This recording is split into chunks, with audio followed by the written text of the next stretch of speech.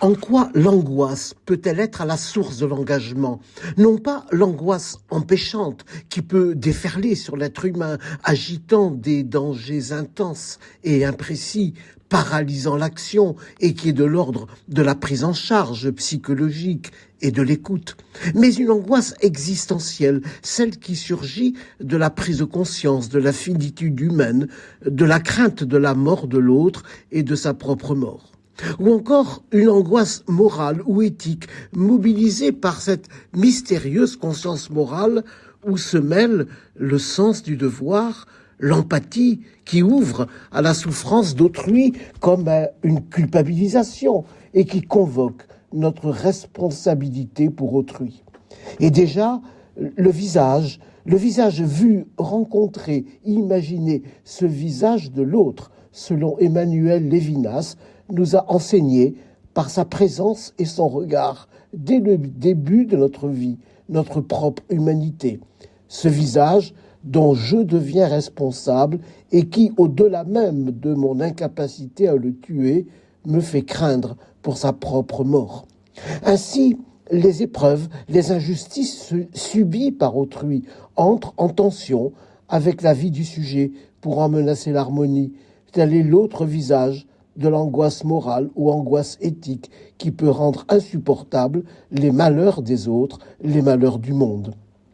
L'angoisse éthique comme tension et crainte diffuse déclenchée en nous par la mise en présence de l'autre vulnérable, cette angoisse éthique affinée par l'empathie peut être lue comme une source de cette prise de conscience du devoir, de ce souci de l'autre qu'est l'engagement. Et c'est cette même angoisse devenue sollicitude, cette manière d'être remuée en dedans de nous qui incite au respect. Respect qui peut ainsi retrouver l'authenticité de son étymologie, car respect vient du latin respitio qui veut dire regarder, non du regard qui transperce, mais du regard qui se pose, qui arrête notre route dès lors que nous devenons attentifs à l'autre, cet autre, qui devient alors présent à notre conscience, à notre attention, à notre considération. C'est aussi l'angoisse qui, d'une certaine manière, provoque le Monsieur Salomon du roman d'Émile Ajar. Ce vieil homme qui a fait fortune dans le prêt-à-porter a décidé de s'engager dans une association d'écoute des détresses humaines appelée SOS Bénévole. Et il dit « C'est une honte, le monde devient chaque jour plus lourd à porter ».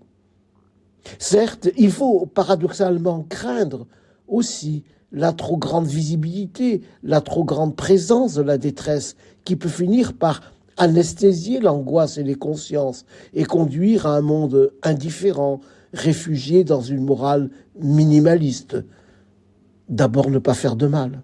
Mais Romain Gary raconte que M. Salomon était ce qu'on appelle mal éteint chez les volcans. Il était encore volcanique à l'intérieur. Il bouillonnait et fulminait avec passion. Oui, l'angoisse de M. Salomon s'alimentait aussi d'une protestation à l'égard de ce trop-plein de détresse d'un monde trop injuste. Protestation, écrivait Romain Gary, ou révolte, écrivait Albert Camus. Qu'importe, nul n'a la réponse au sentiment d'injustice qui peut surgir au constat des dissemblances des destinées humaines.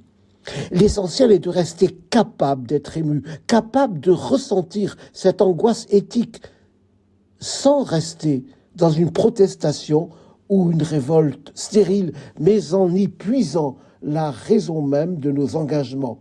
Et c'est ainsi que l'angoisse puis la protestation peuvent constituer les fondations éthiques parce que vivantes de l'engagement, une certaine manière de donner sens à la vie.